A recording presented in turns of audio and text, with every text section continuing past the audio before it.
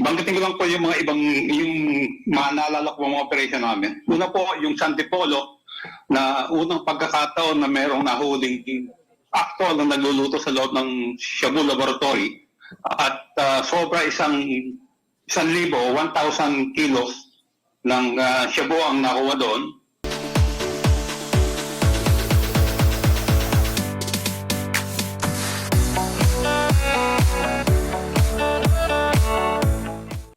Sumunod isang Mandawi, Cebu na mga more than 16 yata na foreign nationals na nandun na mix. Meron Indonesian, Malaysian. Then yung famous na shabu Tiangge sa Pasig. At ang isa pa ay ang sa Davao, sa Domoy Davao City, na nabas namin ang Shabu Laboratory doon noong 2004, December 31 po. Yun lang po yung marami pa ho, kaya lang hindi ko na po maalala. Pero yun po yung mga significant na trabaho namin. Sige, maraming salamat po, Colonel Asierto. Ang aming pong mga kasamahan dito ay gusto rin po magtanong sa inyo. And the first to interpellate is Congressman Benny Abante. You are recognized, Congressman Abante. Magandang umaga sa iyo at Colonel Asierto. Magandang umaga po. Kayo po pala ay na-assign na sa iba't ibang PNP stations, ano po? Sa totoo po, ako po ay lagi naka-assign sa mga task forces. Hindi po ako na-assign sa station o sa probinsya. Lagi pong special unit yung aking pong assignment. At kayo po ay anti-illegal drugs sa PAOP. At kayo po ay nasa ilalim ng sino pong opisyal usually? Sa isa lang po ba kayo nasa ilalim ng opisyal o ilang opisyal lang kayo po ay nasa ilalim nila? Ang mga boss ko po ay yung mga director namin, director ng HOT o Task Force Commander, na sila General Aglipay hanggat umabot kay General Bacalso, General Dick De Leon, General Kakdak. Then nung bandang huli na, ang pinakahuling boss ko po ay si Colonel Pero, si General Mijares. Yun po ang mga naging boss ko po.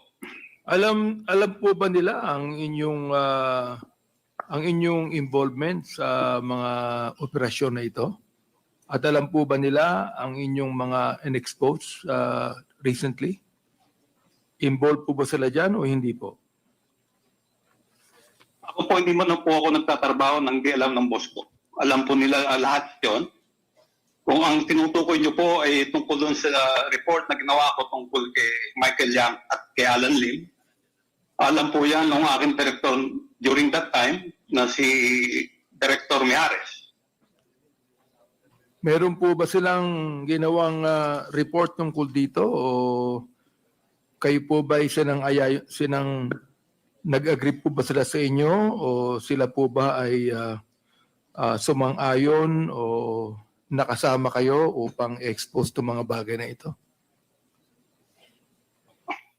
Kasawiang palad po, sinabit ko po ang report ko kay General Bato, pero wala po nangyari.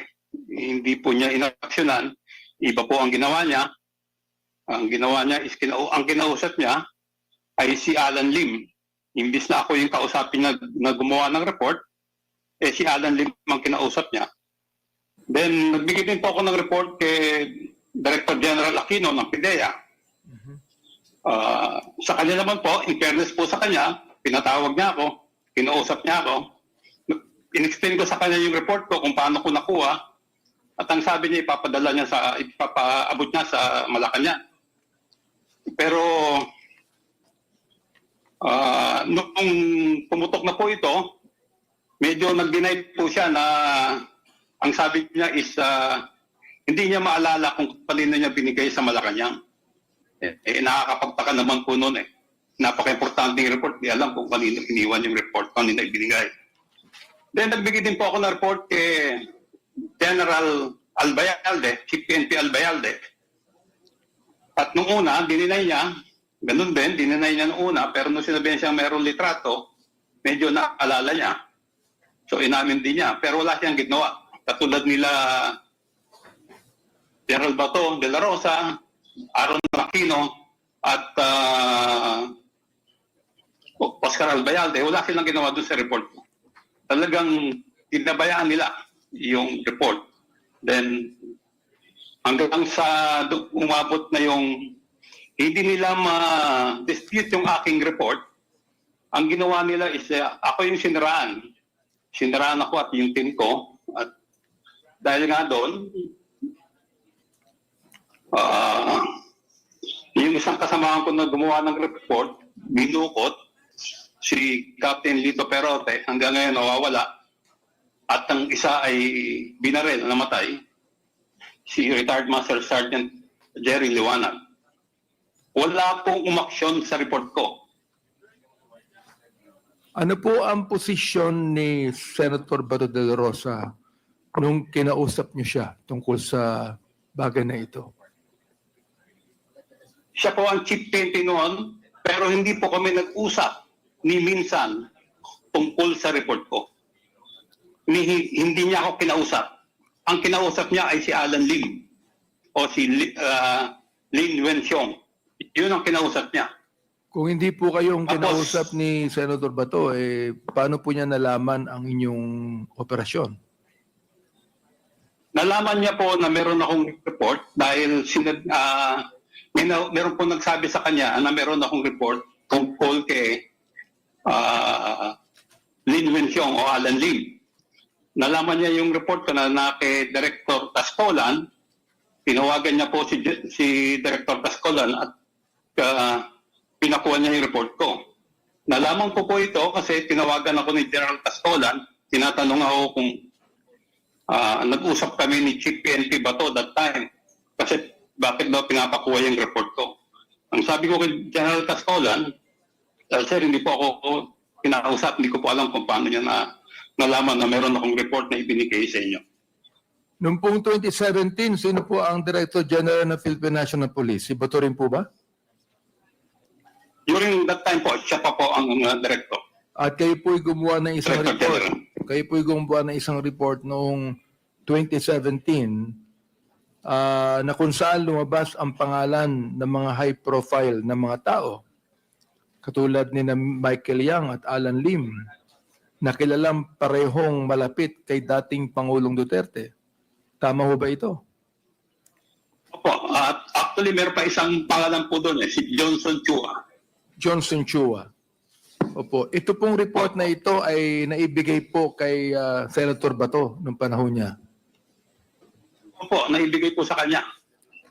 Pero wala po siyang ginawa.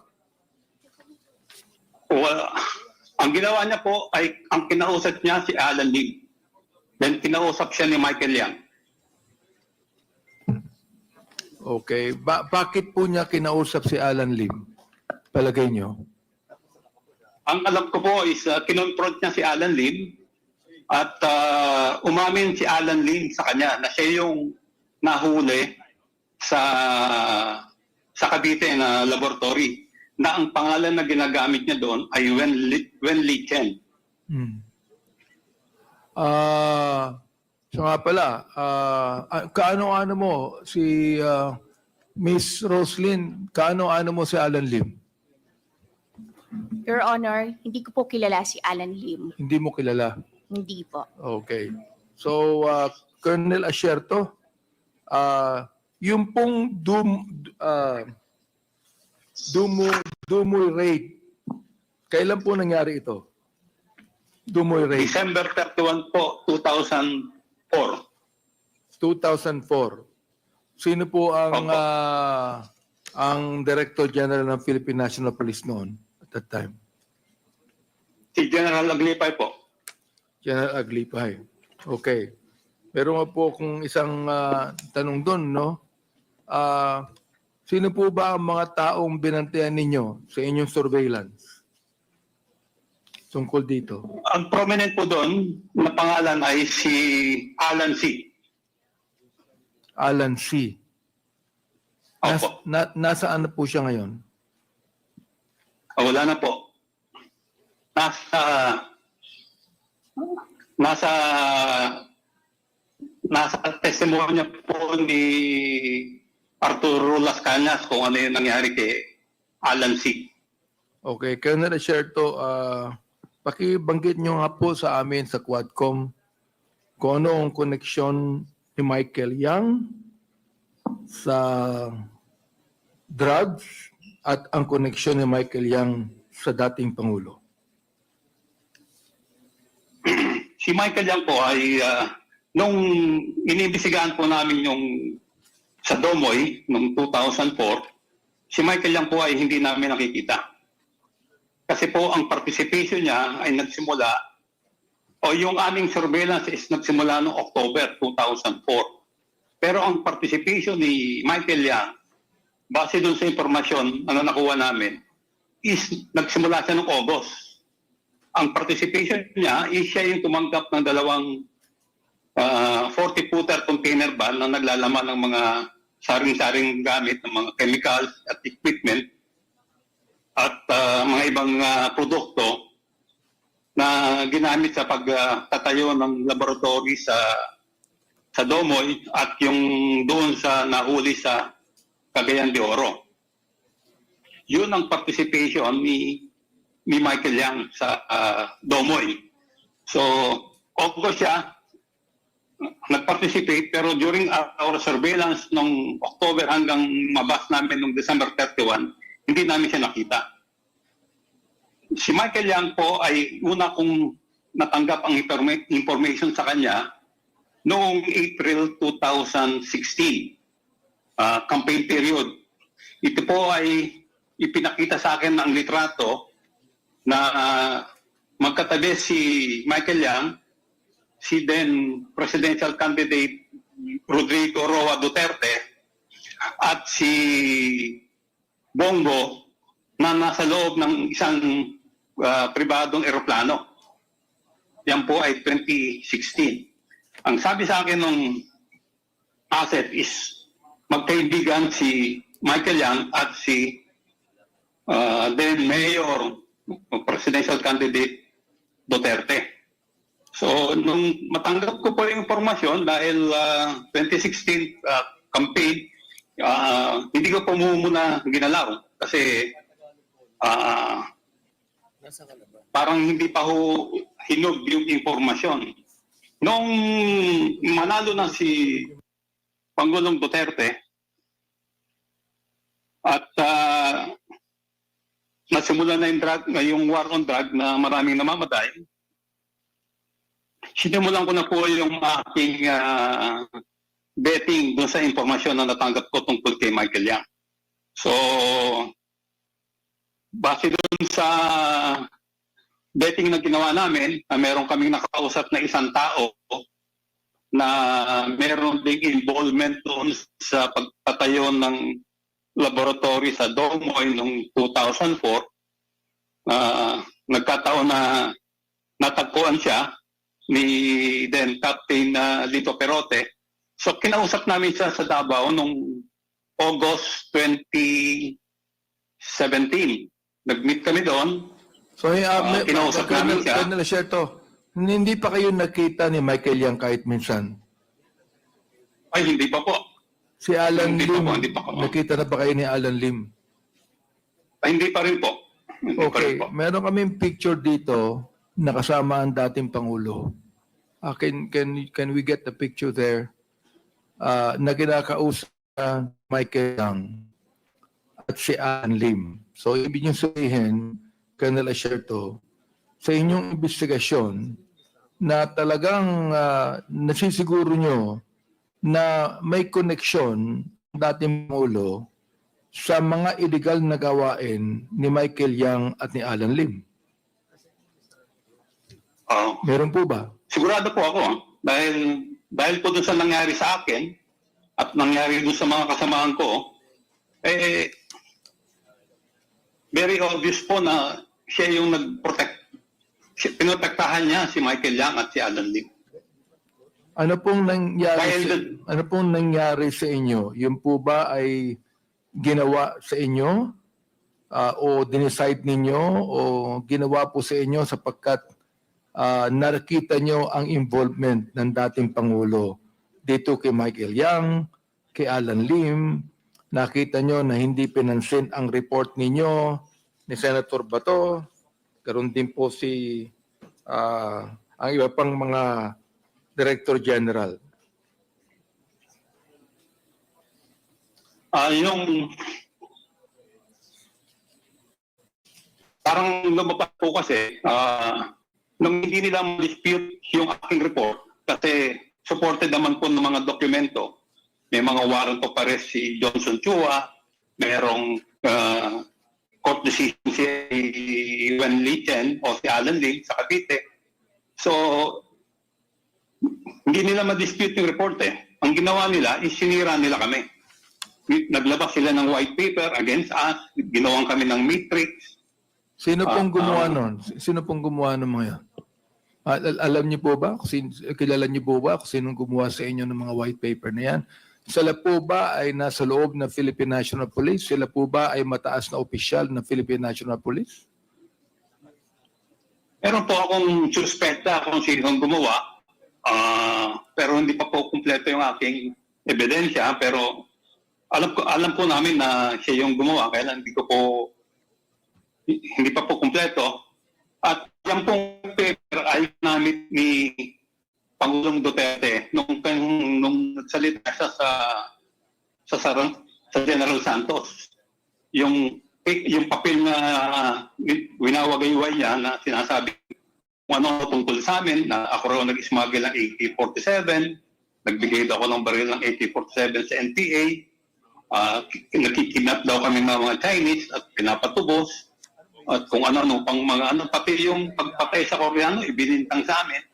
So, Kailan po nangyari yun? hindi nila kayang... Colonel, kailan po nangyari yun? Yung hindi ko na po matandaan yung exact nung kailan yung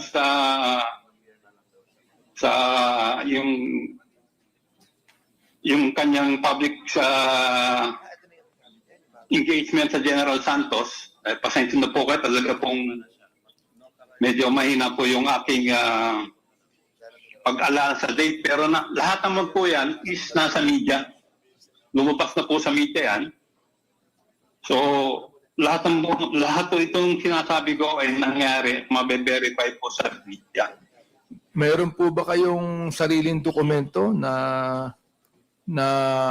nagsasaad na si Michael Yang po at Alan Lim at ang ibang mga PNP chief ay may connection dito sa inyong iniimbestigahan? Ang ginawa ko pong report ay nasa kanila. Ibinigay ko sa kanila yung report ko. Oo. Meron po Kung ba wala kayong ho kopya ng report Kung na wala ho yan? kayong kopya ang komite, kung wala ho kayong kopya, pwede po ako magbigay sa inyo ng electronic copy. Mr. Chairman, do we have a copy of that? Comsec, do we have a copy of the document from Colonel Acerto? There were submissions in the past, sir. We have to check if Just in case lang na nawa na yung kopya, can we ask another copy from you, Colonel Acerto? Opo, ipadala ko na lang po. Lahat po ng dokumento na meron ako, pati mga notes, mga pictures, mga passport picture ni Alan Lim o ni Lin Wenxiong, ipadala ko po sa inyo. So, Colonel Acerto, of course, alam nyo na under oath po kayo. So, lahat po ng inyong mga sinapit, mga binanggit ngayong araw na ito sa aming Quadcom ay puros katotohanan po lamang. Opo, Wala pong halong katotohanan po ba ito? Ang pangalawang tanong, wala bang halong politiko ito? Ang pangatlong tanong, masama ba ang loob nyo sa dating Pangulo o sa mga Director General kaya kayo nagsasabi ng ganito ngayon? Pakisagot po. Sobrang anim na taon na po kung lumalaban sa katotohanan. Kung ang aking report ay hindi totoo, ay madali po na lang itong i-discredit. Pwede nilang kagad i-present si Alan Lim o si Michael Yang. Si Michael Yang meron siyang tattoo sa likod. Ang alias niya is Dragon. Kasi meron siyang tattoo sa Dragon. Lahat po yan nasa report ko. Mayroon pong tato Kung sa ako po likod si Michael Yang. Opo, sa likod. Oo. Ang alias Dragon po ang tawag sa kanya. Ang akala ko ba hindi pa kayo nakita ng Michael Yang? Paano nyo nalaman na meron siyang tato Opo. sa likod? Sino Yung nagsabi sa ano, inyo na yung po meron yung- siyang tato sa likod? Yun po yung binangkit nung confidential informant na nung ipinakita ko po yung mga pictures, yung iba-ibang pictures ng mga Chinese o iba-ibang photos. Tinuro niya po yung picture ni Michael Yang. Pero ang tawag niya, yan po si Dragon. Sabi niya, bakit Dragon? Sabi ko sa kanya, bakit Dragon? Sir, meron po siyang tattoo sa likod ng Dragon. Pwede nyo bang sabihin sa So- amin kung sino po yung informant na yon? Nandun po yan sa report ko. Nasa report ninyo. Opo, nasa report ko po yun. Pwede po ang- pakibigay po sa amin lahat ng mga dokumento para makita po namin ito. Yan. Opo, ibigay ko sa Pakibigay inyo. po yung, pati po yung mga personal na nakalagay din po doon. Opo, meron po meron parang siyang summary information ni Johnson Chua, ni Michael Yang, at Oh. saka ni Alan Lim. Okay. Andito po ngayon si Pidea Wilkins Villanueva na nagsasabi na walang kinalaman si Michael Yang sa drugs. Anong masasabi ninyo? Tama, si Wilkins Villanueva, hindi naman po siya talaga naging, masasabi ko na-involved dun sa surveillance casing build-up doon sa Domoy.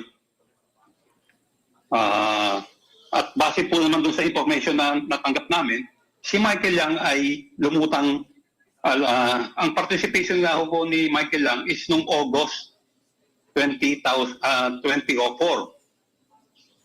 Nagsimula kayo mag-surveillance o magkaroon ng case build-up is October na po October 2004. So talagang hindi namin nakita si Michael Yang during the intelligence build-up. Paano nyo Tapos yung sinasabi rin ni Wilkins dun sa press con nila sa Malacanang dati, na daw pong picture ni Alan Lim, nung mugshot niya, saka yung present picture ni Alan Lim ay malayo.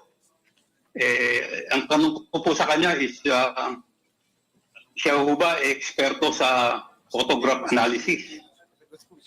Napakadali lang naman pong malaman kung totoong isang tao yan Fingerprint lang po. Fingerprint. Colonel Asherto. May- Colonel Asherto, andito po si Pidea Wilkins Villanueva. Pidea Wilkins, can you say something about this? Sapagkat iyong sinabi na walang kinalaman si Michael Yang sa drugs. So, will you please answer this? Yes, Mr. Chair. Yung Dumoy Clandestine Laboratory actually started October of 2004.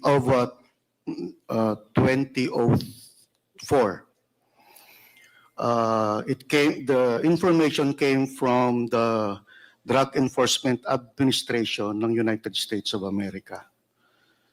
Yun ang start po nun. Tapos the information was passed on me ng PDEA Intelligence and Investigation Service. I was the regional director of PDEA Regional Office 11 during that time.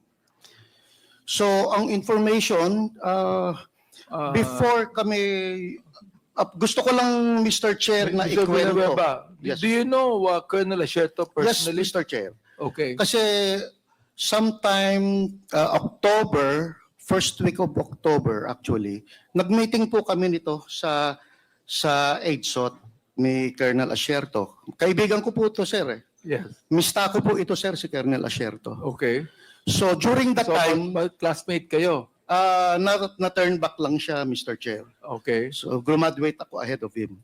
During that time, Mr. Chair, nagkaka-editan ang PIDEA at ang EDSOT. Kasi ganunan eh. That was the first, yun yung unang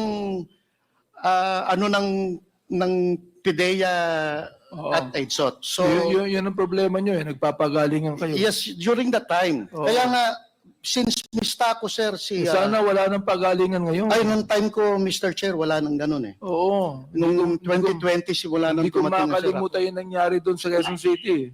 Yes, sir. O, can you imagine? Pare-pareho kayong law enforcers. Kayo nagbabarilan. Yes, Your Honor. Oh. So what happened, case conference kami ni Colonel Asierto. Nasabi niya, may nahagip siyang personality Aha. na papuntang Davao. But naputol doon, Mr. Chair. Until noong October 26, nabigyan ako ng information na may padating na 2 Chinese national na manufacturer sa Davao. So from the airport, talaga sinundan namin hanggang sa kung saan sila lumapag. Mhm. PIDEA pa lang po ang nandun. Wala pa pong EDSOT yun. Surveillance ninyo. So talaga sinundan na namin sila hanggang sa dulo. Ang kagandahan doon, Mr. Chair, is pagdating doon sa pinuntahan nila, that same, yung bahay na pinuntahan nila, that was an apartment. Subject po yun ng previous case operation plan ng PIDEA. Sino po yung 2 Chinese? Mr. Chair, Chinese name eh, hindi You would know because ikaw ang leader ng yes Mr. operasyon. Chair, You but would know. 2004 wala na po akong i-find out ko, Mr. Chair, and May report kayo niyan sa PIDEA, am I right? yes, we have we submitted sa PIDEA yung mga progress report hanggang sa after operation report. Mr. Chair, may I ask that But pipilitin ko, Mr. Chair, kasi that he submit to us the report, please. Wala na ba o ano? And then- pipilitin kong hanapin sa files ko, Mr. Chair, kasi yung sobrang tagal, most of the laptops na nasa akin na corrupted. So pipilitin kong maghanap, baka na-save ko somewhere along sa mga... So naniniwala kayong walang kinalaman si Michael Yang sa drug? During that time, Mr. Chair, walang Michael Yang eh. Ang alam ko lang na sinabi ni Colonel Asierto is Johnson Chua, which is both. Talagang subject namin dalawa yon. But there was no Michael Yang during that time. Colonel Asierto, what can you say about that?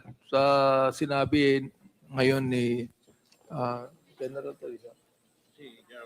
General Wilkins. Ano po? Anong Totoo po masasabi yung niyo? totoo po yung kay Michael Yang na talagang hindi na namin nakita nung mag-start kami mag-surveillance noong October.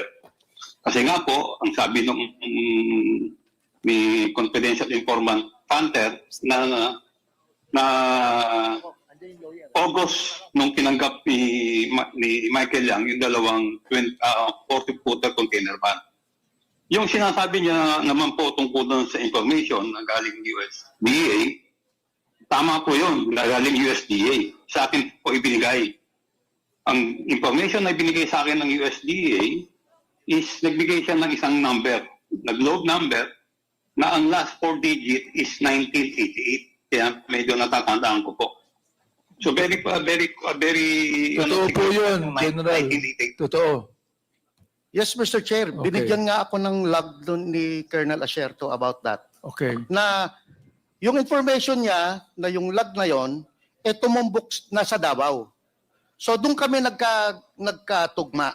So doon kami nag-collaborate, Mr. Chair. Anong ibig sabihin yung nasa Davao, General Villanueva? Yung user nung number na binigay niya is na andun sa Davao. Therefore, yung pong drugs nasa Davao. I don't know, Mr. Chair, but yung personality na gumagamit ng telepono na yon is na-trace sa Davao, Mr. Chair. Kaya pumayag ako makipag-collaborate kay Colonel Asierto because, Davao to. So, lahat ng pertaining sa Region 11 is under my area. So, ito daw, Mr. Chair, yung sinabi namin, pwede itong first time na to mag-collaborate ang PDEA at police. And it happened, Mr. Chair. Hanggang ilang taong kayo ron? Sa Until 2008, Mr. Chair. 2008. Yes, yes. So, where were you when the former president became president? Nasa regional office 10 po ako, Mr. Chair. You were As a still regional active at director. that time. Yes, yes. And you are the, Regional Director of Regional Office 10. are you also involved? Sa PIDEA pa rin, di ba? PIDEA? Yes, yes, Mr. Chair. Okay. So, Colonel Asierto. Colonel Asierto. Colonel Ano Asierto. po yun? Opo. General Villanueva attested and agreed with you on on what you said. So, can you continue on? Ano sa masasabi Opo. niyo? Tungkol naman po dun sa mga binigyan ko ng report, siguro po natural na sumama ang loob ko kasi sila po yung aking mga immediate upper class sa PNA. Si General Aquino, class 85, siya ang nag-receive sa amin. Nung plebo kami, sila yung class na nag-receive sa amin. Tapos ang mga squad leader namin, 86. Yung class nila General Bato. Colonel Asierto, merong nabanggit si General Villanueva na dalawang Chinese na hinabol nila sa Davao. Ay, hindi niya maalala yung mga pangalan. Kayo po ba naalala niyo yung pangalan, Colonel Asierto? Yung dalawang Chinese na yan? Hindi ko po alam yung sinasabi niyang Chinese, pero ang target po namin dyan, yung nagpunta kami sa Davao, is si Alan C na yung gumagamit ng number ng 1988. Sino pong Alan? Alan Lim. Alan C po. Alan C. Okay. So, Opo. ilang taon na po silang involved sa drugs sa pagkakaalam ninyo? Hindi ko po may bigay yung exact na taon kasi nung ma-receive namin yung information na yon, middle of 2004 yung binigay sa akin yung number na 1988 ng USDA. Until? Ano po? Yung number na ibinigay sa akin po ng USDA na mayroong last 4 digit na 1988 is parang ibinigay po sa akin ng mga middle of 2004 eh. So, pina-verify niya sa akin yon, pina-investigahan. Then, after a couple of months, yung isang asset ko po na dito sa Pilipinas, binigay din po yung same number na involved din daw sa production ng shabu. At ang base So, po nila sa nagtama po Davao. yung- Ang kanilang base sa Davao. Opo, ang i-trace ko nga namin, nasa Davao. At ang dating Pangulo ay mayor pa ng Davao nung araw. Opo, siya po yung mayor. Siya po yung mayor that time. Kasi bago po kami magsimulang mag-surveilla, pinuntahan po namin siya ni then Wilkins Villanueva, director ng PDEA doon sa 11. Parang respeto po na courtesy call na andun po ako sa Davao na tiga Manila, Manila Base Unit na mag-ooperate sa Davao. Kasi po nga mayor at alam kong very supportive siya sa mga anti-illegal drugs operation. So during So, that time, minabuti po namin. wala kayong hinagap, Colonel Asierto at General Villanueva, wala kayong hinagap na involved ang dating mayor po ng Davao sa drugs. Mr. Chair, General Villanueva, sige po. Mr. Chair, talaga supportive. Wala kayong hinagap na involved ang dating mayor sa Wala drugs. po, Mr. Chair. Hindi nyo alam. Actually, during the operation, yung actual operation, Mr. Chair, Yes. nagtayo po sila ng command post just 50 meters away from the clandestine laboratory. Sino po nagtayo? Sila Mayor Duterte, si General Simeon Dizon, Regional Director po siya ng PNP ng Region 11, na andun po yung ibang mga konsehal ng Davao City at na andun po ang media while we were operating on the clandestine laboratory. So, talagang ang iniisip namin, talagang walang involvement ang ating mayor during that time. Okay, Sa Davao Colonel City. Asierto, what can you say about that? Ako po, meron po ako naririnig na chismis-chismis pero wala po akong nakitang ebidensya. At in fairness po talaga, talagang during our surveillance, hindi po nahagip yung pangalan ng mga Duterte. Naglalaro Hindi lang- po namin hagip, in fairness. Naglalaro lang po ang isip ko dito, no, sapagkat may mga napatay na mga mayor na involved sa drugs, may mga napatay na mga high profile na involved sa drugs. Ano po ba ito? Ito po ba ay to annihilate the competition para isa na lang ang manguna dyan? O ano po bang palagay nyo? Colonel Asierto. Sa akin pong assessment, with yung kanyang pagproteksyon kay Michael Yang tsaka kay Alan Lee, ang akin po is parang cover up po yung pagpatay niya sa mga maliliit na sa mga maliliit na personality na involved sa droga. Parang cover up. Kumbaga, Yung assessment nyo. Parang cover up po Oo, cover up. Dahil Bakit po nyo nasabing parang cover up? kasi po ang namamatay is yung mga nasa baba, yung mga user. Yung kumbaga is mga end user. Tapos yung medyo yung distribution, yung mababang distribution. Pero yung source po, hindi po ginagalaw. General Villanueva, anong Ang pasok palagay nyo? Anong palagay nyo? Mr. Chair, iba yung analysis ko doon, Mr. Chair. Mhm. Kung bakit nagtayo ng Davao Laboratory. Kasi Mr. Chair, talagang during the time, talagang mataas ang level ng aming vigilance against crime, illegal drugs.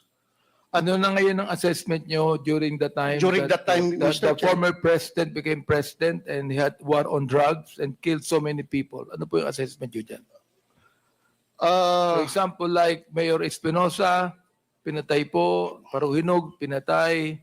Si Jed Mabilog ay kinakailang umalis ng Pilipinas sapagkat pinagbintangan.